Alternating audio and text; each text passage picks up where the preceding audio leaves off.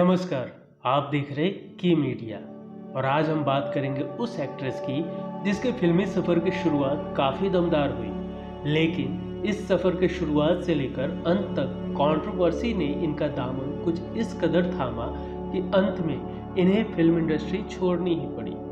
जी, मैं बात कर रहा हूँ राज कपूर की फिल्म राम तेरी गंगा मैली के सफ़ेद जीनी साड़ी पहनकर झरने के नीचे नहाने वाली अभिनेत्री मंदाकिनी की। इस वीडियो में हमेशा की तरह हम कुछ अनसुने और अनछुए पहलुओं पर ध्यान देंगे, जैसे कि आखिर मंदाकिनी इस तरह के सीन करने को कैसे राजी हो गई। जिस सेंसर बोर्ड ने इस फिल्म पर बैन लगा दिया था, आखिर राज कपूर के किस तर्क और दलील पर इसे यूएस सर्टिफिकेट के साथ पास किया गया। सिर्फ अंडरवर्ल्ड डॉन दाऊद ही नहीं और कितनों के साथ इनके अफेयर के चर्चे हुए, या यूँ कहे तो अफवाह उड़े। आखिर राम तेरी गंगा मैली फिल्म 45 दिन तक शूट हो जाने के बाद भी राज कपूर मंदाकिनी के जगह किसे लेना चाहते थे? क्या ये सारे सीन पहले से थे या बाद में डाले गए? आखिर मंदाकिनी ने उस सीन में सफ़ेद साड़ी ही क्यों पहनी थी? और भी बहुत कुछ। लेकिन आपको ये वीडियो 2 एपिसोड में देखने को मिलेगी। एक राम तेरी गंगा मैली बनाने की पीछे की कहानी, और दूसरा एपिसोड होगा दाऊद के अलावा और कितनों के साथ मंदाकिनी के अफेयर रहे, साथ ही इनकी शादी, कंट्रोवर्सी और भी बहुत कुछ। तो चलिए शुरू करते हैं फिल्म राम तेरी गंगा मैली का बोल्ड और विवादास्पद सीन का किस्सा। और कल 7 बजे देखिए मंदाकिनी का अफेयर और कंट्रोवर्सी के साथ साथ जीवन परिचय। अब आते हैं राम तेरी गंगा मैली की उस 2 सीन की कहानी पर। फिल्म राम तेरी गंगा मैली अपने समय की एक सामाजिक, राजनीतिक और सामयिक सिनेमाई टिप्पणी है। फिल्म की नायिका गंगा के बहाने राज कपूर ने गंगा नदी का गंगोत्री से लेकर गंगा सागर तक का सफर दिखाया है, और दिखाया है कि कैसे मनुष्य के चरित्र के साथ साथ गंगा भी मैली हो जाती है। दरअसल जब राज कपूर साहब फिल्म जिस देश में गंगा बहती है की शूटिंग कलकत्ता में कर रहे थे, तब वो घूमने के लिए हुगली नदी गए। वहाँ एक मठ पर उनकी मुलाकात एक साधु से हुई। जहाँ उनकी मुलाकात हुई वहाँ गंगा का पानी थोड़ा गंदा था, तो साधु के मुंह से निकल गया, ये गंगा तो मैली है। राज साहब के दिमाग में ये बात बैठ गई और उन्होंने इस पर एक फिल्म बनानी चाहिए। उसके बाद उन्होंने अपने सहयोगियों से इस पर फिल्म बनाने के ऊपर चर्चा की, लेकिन फिल्म मेरा नाम जोकर के फ्लॉप होने से उन्होंने इस फिल्म को बंद डब्बे में डाल दिया था, क्योंकि इस फिल्म में राज साहब का सब कुछ लग गया था और वो इस बार कोई निश्चित सफल फिल्म बनाना चाहते थे, और उन्होंने बनाई फिल्म बॉबी। फिर तो वो मानो राम तेरी गंगा मैली को भूल ही गए, क्योंकि इस बीच राज साहब कई और फिल्मों में व्यस्त हो गए। लेकिन फिल्म प्रेम रोग के सफलता के बाद उन्हें और उनके बेटे रणधीर कपूर को एक शो में मुख्य अतिथि के रूप में बुलाया गया, जहां राज कपूर ने मशहूर गीतकार और संगीतकार रविंद्र जैन को एक राधा एक मीरा भजन गाते सुना। फिर क्या था, उन्हें याद आ गई अपनी फिल्म राम तेरी गंगा मैली। उन्होंने रविंद्र जैन को अपने घर बुलाकर फिल्म में ये गाना देने के लिए साइन कर लिया। 4 दिन के बाद कुछ और गाने तैयार कर लिए गए और फिर तैयार हुई कहानी। इस कहानी में राज कपूर ने हीरो के रूप में अपने छोटे बेटे राजीव कपूर को तो चुन लिया था, लेकिन अब उन्होंने जिस हीरोइन की कल्पना की थी वो नहीं मिल रही थी। पहले डिम्पल का ऑडिशन हुआ, लेकिन राज साहब ने उन्हें रिजेक्ट कर दिया। गंगा जो पहाड़ों से निकलती है तो निर्मल और पवित्र होती है, लेकिन मैदान की तरफ जाते जाते वो मैली होती जाती है। फिल्म का तात्पर्य भी कुछ यही था। गंगा नाम की लड़की जो पहाड़ों में रहती है, निर्मल और पवित्र, लेकिन जब पहाड़ों को छोड़ वो दूसरे शहर आती है तो उसे जीवन के सबसे बुरे अनुभव प्राप्त होते हैं। वैसी मासूम लड़की राज साहब को नहीं मिल पा रही थी। राज साहब को पद्मिनी कोल्हापुरी में गंगा की मासूमियत दिखती थी, लेकिन फिल्म में किसिंग सीन होने के कारण पद्मिनी कोल्हापुरी ने मना कर दिया था। इसके बाद राज साहब नई गंगा की खोज में निकल गए, लेकिन इसी बीच फिल्म का वो भी सीन शूट करते रहे जिसमें हीरोइन के किरदार की जरूरत नहीं थी। एक दिन मेरठ की मासूम सी नीले आंखों वाली यास्मीन जोसेफ उनके पिता को पता चला कि राज साहब अपनी अगली फिल्म के लिए कोई नया चेहरा ढूंढ रहे हैं, तो वो अपनी बेटी को लेकर राज कपूर से मिलने चले आए। उस दिन यास्मीन चूड़ीदार पहनी हुई थी। यास्मीन के साथ उनकी छोटी बहन भी थी। राज साहब ने दोनों का ऑडिशन लिया। फिर राज साहब ने यास्मीन से पूछा, घर में छोटे भाई बहन को गोद में खिलाई हो? यास्मीन ने हाँ कह दिया। फिर राज साहब ने कहा, अच्छा हुआ चूड़ीदार पहन कर आई हो, जीन्स या कुछ और पहन कर आती तो ये फिल्म तुम नहीं कर पाती। मतलब यास्मीन को मिल गया राम तेरी गंगा मैली में गंगा का रोल। लेकिन राज साहब को यास्मीन नाम नहीं जच रहा था। इस फिल्म से पहले भी यास्मीन एक फिल्म साइन कर चुकी थी जिसमें उनका नाम माधुरी रखा गया था, लेकिन ये नाम भी राज कपूर को नहीं भा रहा था। फिर उन्होंने यास्मीन का नाम मंदाकिनी कर दिया, क्योंकि मंदाकिनी भी एक पवित्र नदी ही है। फिर शुरू हुई फिल्म की शूटिंग। फिल्म तैयार भी हुई, लेकिन राज कपूर साहब जिस विचार को मन में लिए इस फिल्म को बना रहे थे, फिल्म रिलीज होने के बाद लोगों के मन में वो विचार नहीं, बल्कि बस 2 सीन छोड़कर गया, जिसके कारण बवाल भी हुआ। माँ बाप अपने बच्चे को उस फिल्म को देखने से भी मना करते थे, और उन सीन में एक था मंदाकिनी के झरने के नीचे सफ़ेद साड़ी में नहाने वाला, और दूसरा मंदाकिनी अपने बच्चे को जब अपना दूध पिलाती है।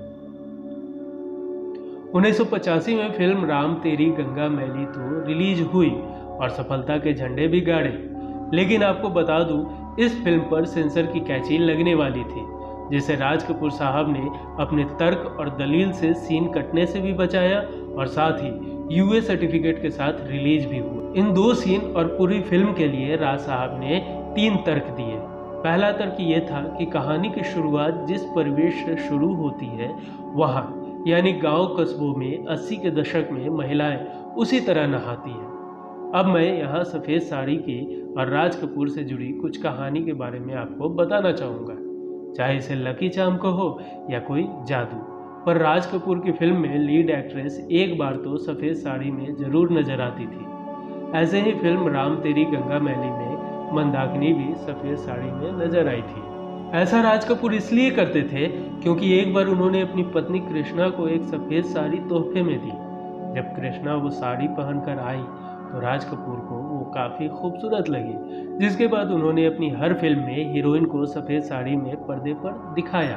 ब्रेस्ट फीडिंग को लेकर उन्होंने जो तर्क दिया वह यह था कि यह बहुत ही पवित्र रिश्ता है और इसे ममत्व के रूप में ही देखना चाहिए। सबसे अहम और तीसरा तर्क जो राज साहब ने कही जिससे फिल्म पास हुई, वो ये कि अगर इटालियन फिल्म मेकर फेडरिको फेलिनो अपनी फिल्म अमरकोड में निर्वस्त्र महिलाएं दिखाते हैं तो उसे आर्ट बुलाया जाता है। वो फिल्म प्रीमियम फिल्म फेस्टिवल में अवार्ड जीतती है, और अगर यही चीज़ मैं करूं तो उसे अश्लील, शोषण और वैरिज्म कहा जाता है। इन सारी दलीलों को सुनकर आखिरकार सेंसर बोर्ड को फिल्म पास करना ही पड़ा। मंदाकिनी के इन दोनों सीन्स पर रातों रात बॉलीवुड में तहलका मच गया था, जिसकी काफ़ी आलोचना भी हुई। इन सब के बावजूद फिल्म ने बॉक्स ऑफिस पर अच्छा रिस्पांस हासिल किया और साथ ही 5 फिल्म फेयर अवार्ड्स भी अपने नाम किए। इस सीन पर बात करते हुए मंदाकिनी ने एक इंटरव्यू में बताया कि ऐसा नहीं था कि वो सीन फिल्म में ज़बरदस्ती डाले गए, वो कहानी की डिमांड थी। साथ ही वो सीन इतनी टेक्निकली और सही अंदाज में फिल्माया गया कि मुझे ऐसा कुछ एहसास ही नहीं हुआ। ब्रेस्ट फीडिंग वाले सीन को लेकर मंदाकिनी कहती है कि वो एक पवित्र और प्योर सीन था, जिसे उतनी ही पवित्रता के साथ शूट किया गया था। आज वैसी ही फिल्मों को आर्ट कहा जाता है। उन्होंने कहा, इस फिल्म के किसी भी सीन्स को लेकर मुझे कोई अफसोस नहीं है। मेरे फैंस मेरे उन सीन्स के लिए आज भी याद करते हैं। कुछ लोग अच्छे से याद करते हैं तो कुछ लोग मजाक उड़ाते हैं, मगर मैं खुश हूँ। अब आइए जानते हैं राम तेरी गंगा मैली से जुड़ी कुछ और किस्सों के बारे में। एक इंटरव्यू में पद्मिनी कोल्हापुरी कहती है कि फिल्म की शूटिंग के जब 45 दिन पूरे हो चुके थे तो राज कपूर ने एक बार फिर मुझसे फिल्म में काम करने की गुजारिश की, मगर मैंने राज कपूर जी को यही जवाब दिया कि वो किसिंग सीन नहीं करेंगे, जबकि राज कपूर किसी भी हाल में वो किसिंग सीन शूट करना चाहते थे। इस तरह मंदाकिनी राम तेरी गंगा मैली से बाहर होते होते रह गई। 25 जुलाई 1985 में रिलीज हुई फिल्म राम तेरी गंगा मैली में राजीव के अपोजिट मंदाकिनी थी। हालांकि वह उसी साल फिल्म मेरा साथी और आर पार में नजर आई थी, लेकिन मंदाकिनी को हमेशा राज कपूर की खोज माना जाता है। इन दोनों के अलावा फिल्म में एक और खूबसूरत एक्ट्रेस थी, दिव्या राणा। यहाँ दिलचस्प बात यह है कि इन तीनों का फिल्मी करियर ज़्यादा आगे नहीं बढ़ पाया। आपको बता दूं, राज कपूर अक्सर अपनी फिल्मों का दो एंड रखा करते थे, एक नेगेटिव और एक पॉजिटिव। दर्शक को जो पसंद आता वो आगे उसी को रखा करते थे। इस फिल्म के लिए भी उन्होंने दो एंड शूट किया था।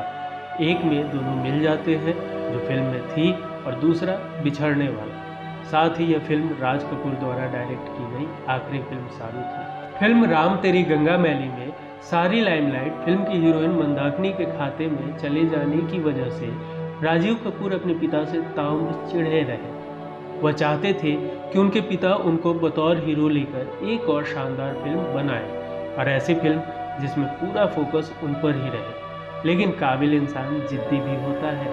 राज कपूर ने जिद में ही राजीव कपूर के साथ फिर दूसरी फिल्म नहीं बनाई। फिल्म राम तेरी गंगा मैली में अगर शशि कपूर की बेटी संजना लॉन्च हो गई होती तो वह कपूर खानदान में फिल्मों में काम करने वाली पहली बेटी होती।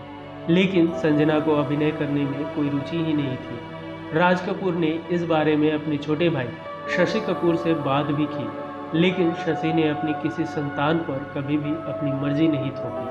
राम तेरी गंगा मैली की सक्सेस पार्टी के दौरान ऋषि कपूर और मंदाकिनी के पिता के बाद किसी बात को लेकर भ्रम पैदा हो गए और बातचीत हाथापाई तक पहुंच गई थी। बाद में ऋषि कपूर ने बड़प्पन दिखाते हुए अपनी गलती भी मानी थी और मंदाकिनी के पिता से माफ़ी भी मांगी थी। इस फिल्म में मौका मिलने के बावजूद फिल्म न कर पाने वालों की भी लंबी फहरिस्त है।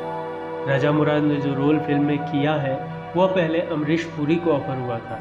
आशा पारेख ने भी फिल्म करने से इनकार किया था और अनुपम खेर भी इस फिल्म को करने से चूक गए थे। जैसा कि फिल्म का नाम है और फिल्म में मंदाकिनी का जो किरदार है, तो पूरी फिल्म उनके निभाए किरदार गंगा के ही आजू बाजू बहती चलती है। शहर से पहाड़ों पर आए शहरी बाबू के बच्चे की माँ बनी गंगा अपने बच्चे के भविष्य के लिए उसे तलाशने निकलती है। गंगोत्री से कोलकाता जाने के रास्ते उसके साथ अत्याचार, व्यभिचार और भ्रष्टाचार सब होता है। वह अपने पति के सामने नाचने वाली के तौर पर तब पेश होती है जब वो कहानी की दूसरी नायिका के साथ विवाह रचाने जा रहा है। गनीमत ये है कि 1985 तक देश के युवा में अपनी गलती मान लेने की हिम्मत बाकी थी। नायक अपनी गलती मानता है और अपने परिवार के तमाम दबाव के बावजूद दूसरी शादी से इनकार करके अपनी पहली पत्नी और बच्चे के साथ रहने का फैसला कर लेता है। आज के इस वीडियो में बस इतना ही। कल देखिए मंदाकिनी की अनसुनी कहानी पार्ट 2। अगर इस चैनल को लेकर कोई सुझाव हो तो कमेंट बॉक्स में कमेंट कर ज़रूर बताएं, और हमारा वीडियो अगर पसंद आ रहा हो तो इसे लाइक, सब्सक्राइब, शेयर करना ना भूलें। धन्यवाद।